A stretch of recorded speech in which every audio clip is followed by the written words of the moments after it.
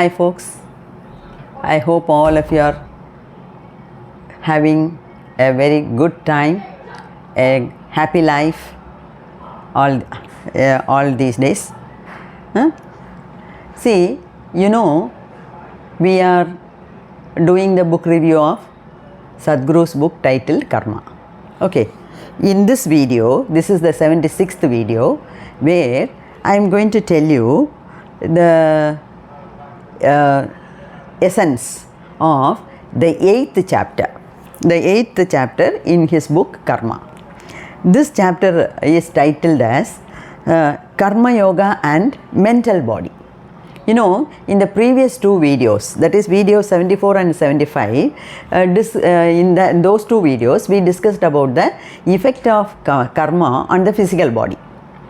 Okay, I hope you have seen those two videos, and I hope you have understood whatever I tried to convey. Now, so in this video, we will talk about the excerpts from the 8th chapter, Karma Yoga and Mental Body. Karma Yoga and Mental Body. Okay, see, here, this is not a very big chapter. The chapter 7, the previous chapter was very lengthy, and the next chapter which is to follow, chapter 9, that is Karma Yoga on Astral Body. It's a very lengthy chapter. He talks so much about the effect of karma on the astral body. Anyway, we will see one by one. Okay, little by little we will go. Alright. So, in this chapter, what does he want to say? That is, he says that people are more governed by mind. So, and to that extent, people are so much governed by their mind that they forget even about the body. See, one daily life situation I can tell you. See, we are so much governed by mind that we don't even bother whether what we are doing is good for the physical body or not. People who are addicted to drugs, people who are addicted to people who have a lot of cravings for food, they keep on eating. See, every day they feel like eating some non-vegetarian food. They know it is not all that good for their body. They keep on, they keep putting on weight. Okay, they add more and more body weight, but still they are unable to control their tongue.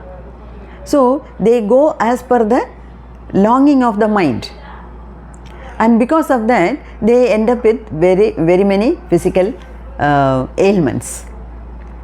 Okay, then that is one thing. So see, another thing, now we are doing the book review of Sadhguru's book, but what I feel very happy is God has directed me in such a good manner to arrange all my videos in a perfect fashion as it is depicted here. See, we have already discussed everything.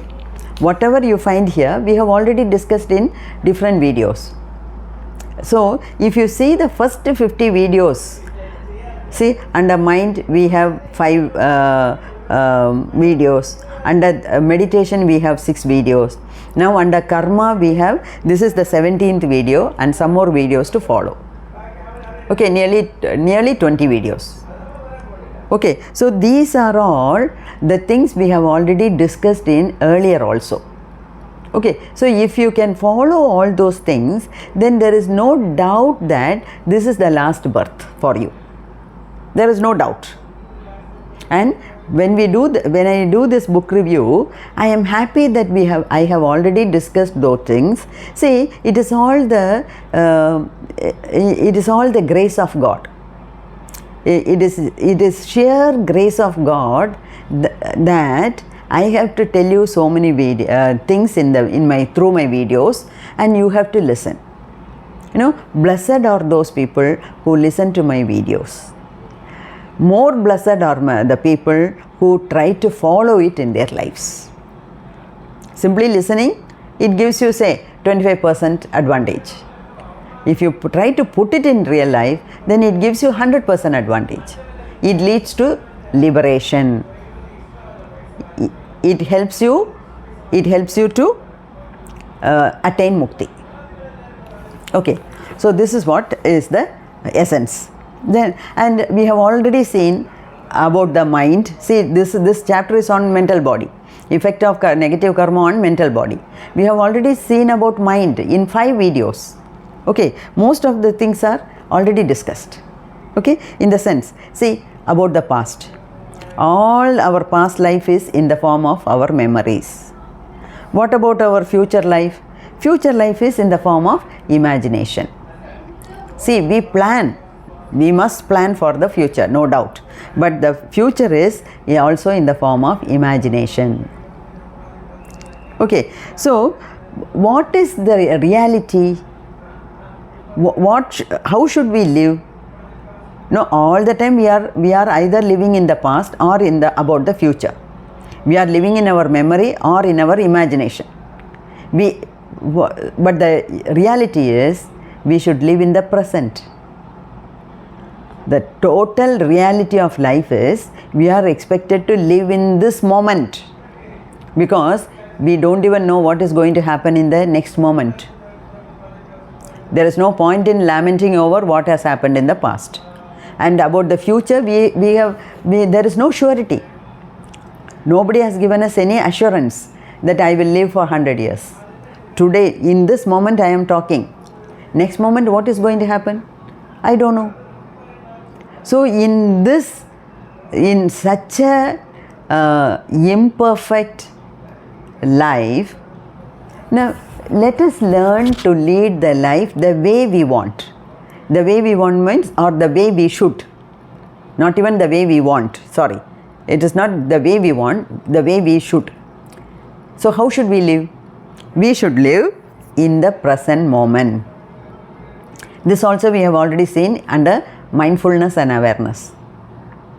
Okay, so if you live in 100% awareness, then we are not making any karma. What does it mean? We are not adding any negative karma. This itself is enough to lead us in the path of mukti. Okay, so it is not that we don't need memory and imagination, but we need a memory and imagination for our physical survival. But if you want to seek liberation, then you must live in the present. Okay, and see, we have seen about mind as per the Western culture. It is divided into 4: superconscious, conscious, subconscious and unconscious. As per the Eastern culture, we have seen the 4 parts of mind, that is manas, buddhi, chitta, ahankar. This also we have already seen. Now the third angle, the third perspective of mind, according to Buddha. So Gautama Buddha, he talks about 4 aspects of the mind. He talks about the 4 aspects of the mind. What are they? See, Gautama Buddha he preached, his language is Pali. He preached in Pali language, and all those people who lived as his contemporaries, they were in that area, they were also speaking Pali. So all his preachings were in Pali, and now people are trying to translate that into different languages. Okay, now Buddha's 4 aspects of the mind, there are 4 terms which are in Pali language.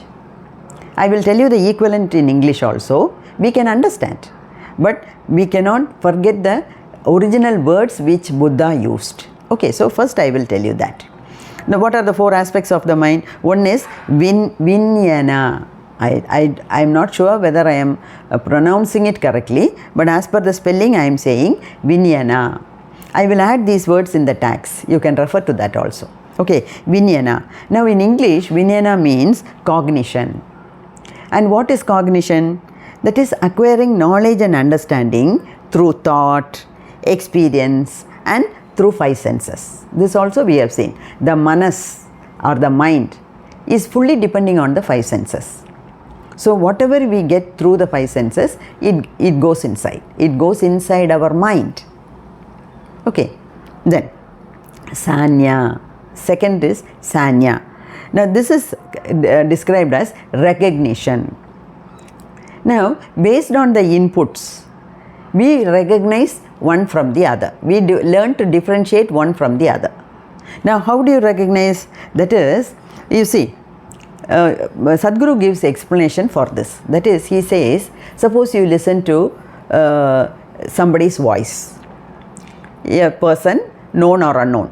At least you know that a human being is talking.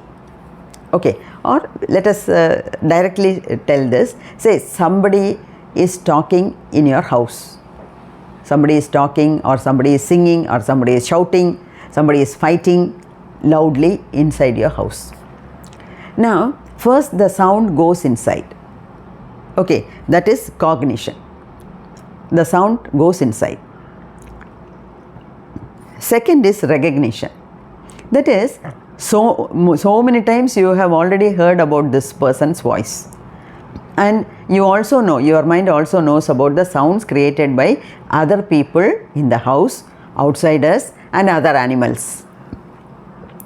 You know how the dog barks, you know how the cat makes noise, you know how the birds chirp.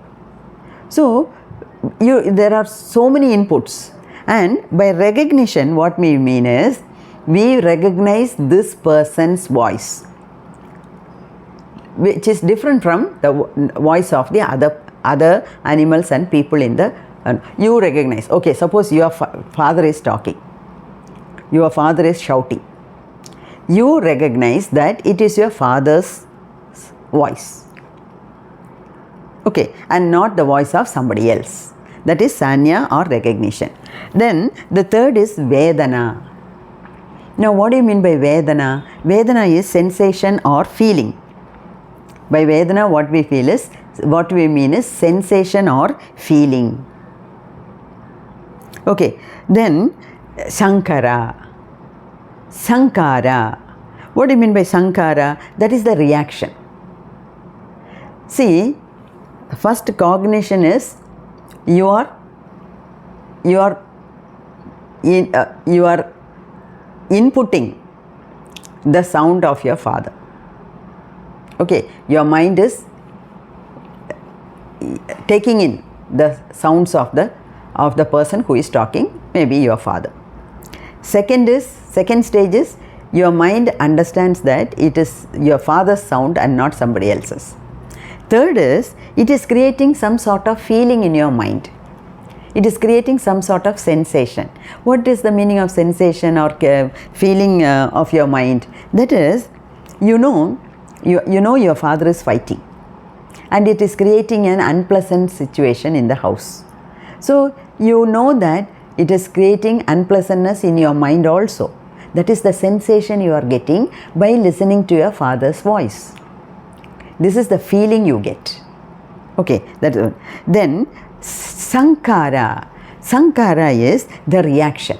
Now, based on the recognition that it is your father who is fighting or who is shouting inside the house, it is creating some sort of unpleasantness, and you are reacting to that. Sankara is the way you react. You are reacting. Say you go and talk to your father. How you talk to the father, how you talk to your father, how you react to his shouting can be in so many different ways. And the way you react decides your karma. You can be quiet, no karma. You can advise him, okay, positive action. You can shout back at him. You can fight with him, which is creating negative karma. You understand? So this is how things are happening in the mind. All these things are happening in our mind first, and only then we react physically or mentally. And so all of us have the ability to react, but how you react matters.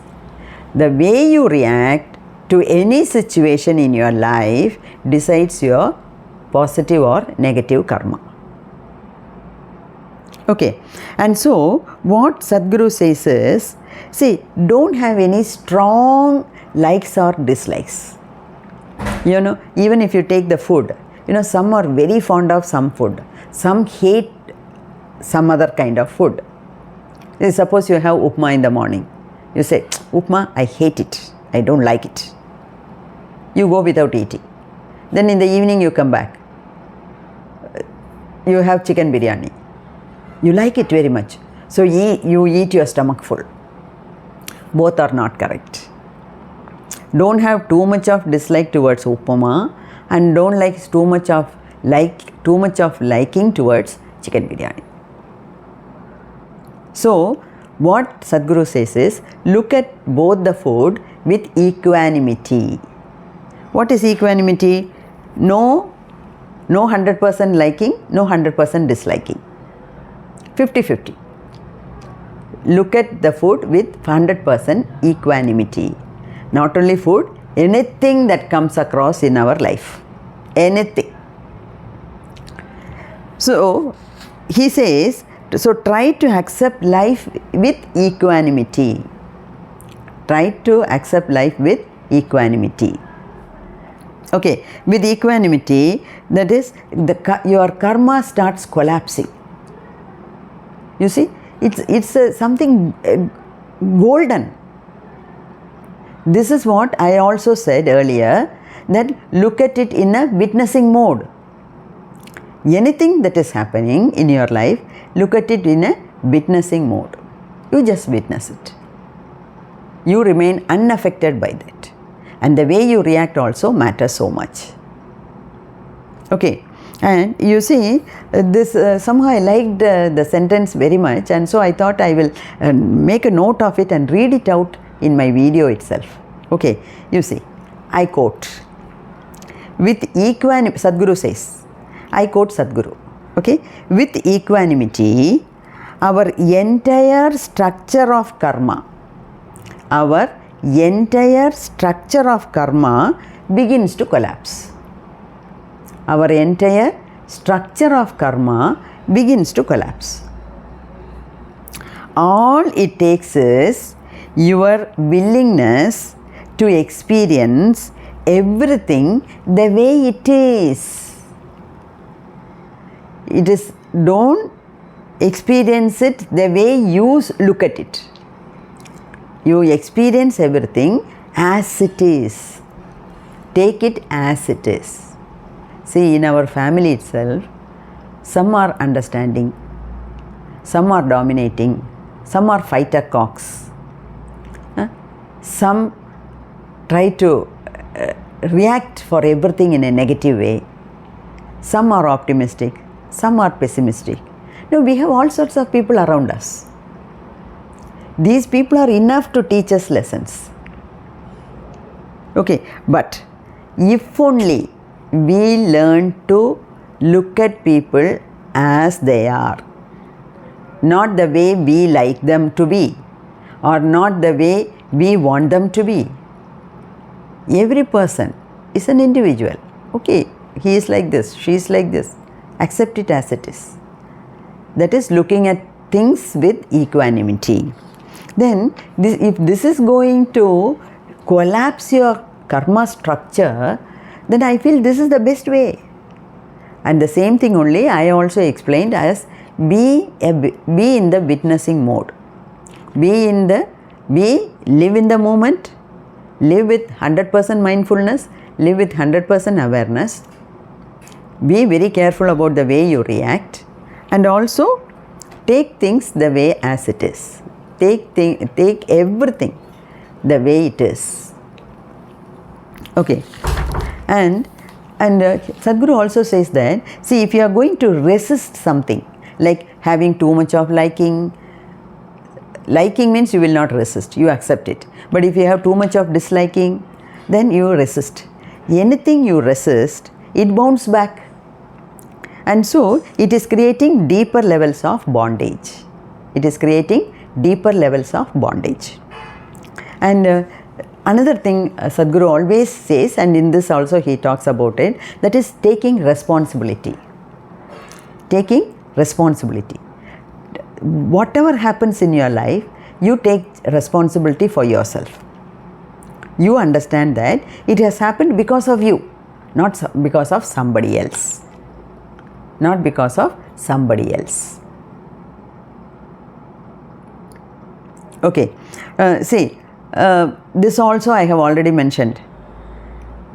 Some people, you can hear so many people saying, before marriage I was so happy, I was free like a bird, whereas now you see, my life is doomed.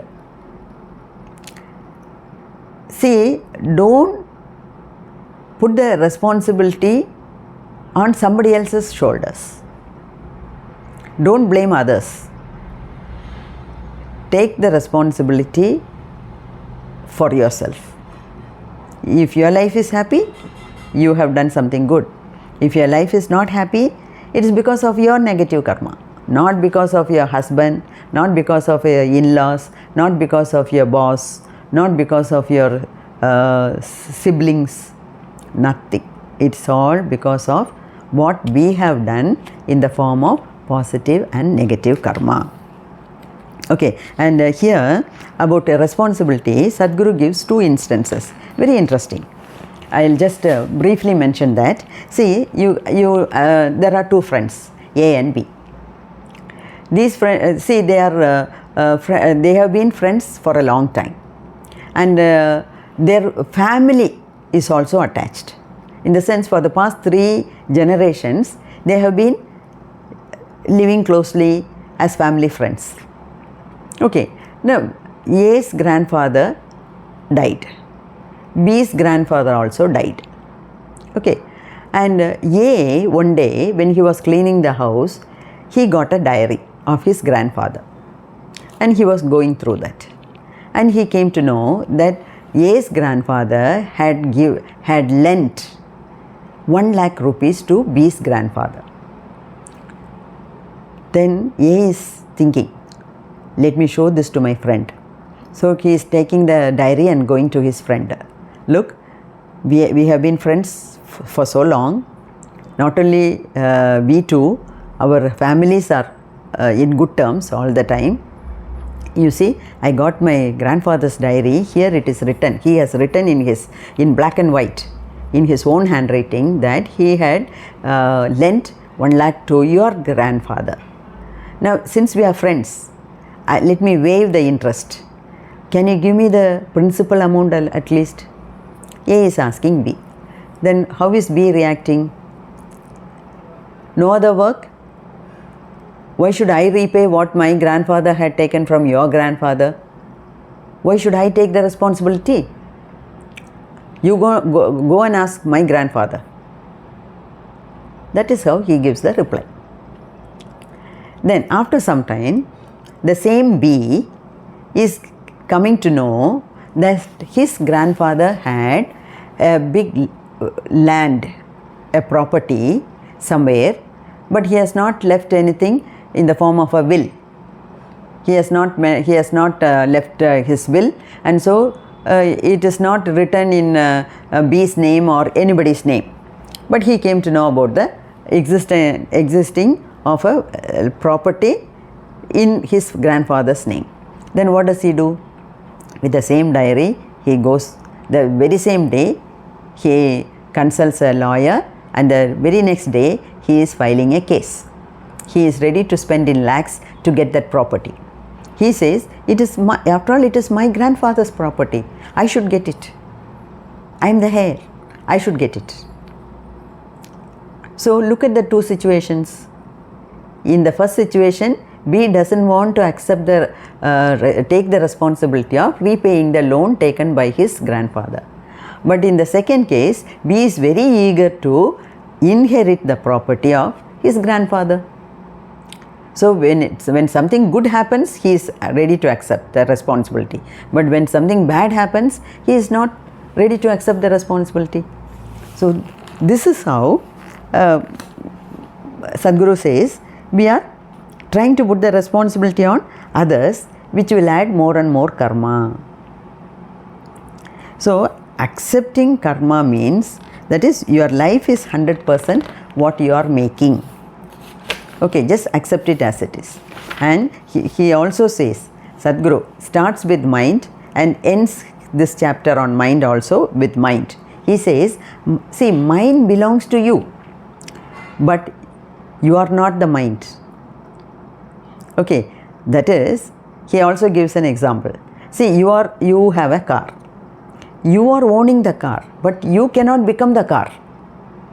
So, see, we have our head, we have the brain, we have our heart, we have hands, legs. Like that, you have a part which is mind. But you cannot fully become the mind. Okay, and I have heard this saying in Sadhguru's voice many a times. He says, in a very authentic, in a very assertive voice, he says, I am not my body and I am not even my mind. I am not even my mind. Then who am I? The same question was raised by Ramana Maharshi also. He said, find out the answer for this question, who am I? That is enough. Who am I? Who am I? Who am I? Okay. So, what is the answer for this question? Who am I? If I am not this body, if I am not my mind, then who am I? For this also, great people have given us the answer. I am Jivatma. That is, I am the Atma within me. And what is this Jivatma? That is the life force, the Atma, the soul. What you say in English as soul. Now this soul or Atma is Jivatma. It is a small speck from a bigger Atma which is known as the Paramatma. Paramatma. Okay, which is the Paramatma. So we are all small specks of Jivatmas from the bigger consciousness, that what you call as cosmos, universe, God, Prapancham. All these things, so there is a bigger consciousness and we are all smaller specks of this Jivatma. So, thank you so much for your patient listening, and more than listening, kindly try to follow it in your daily life.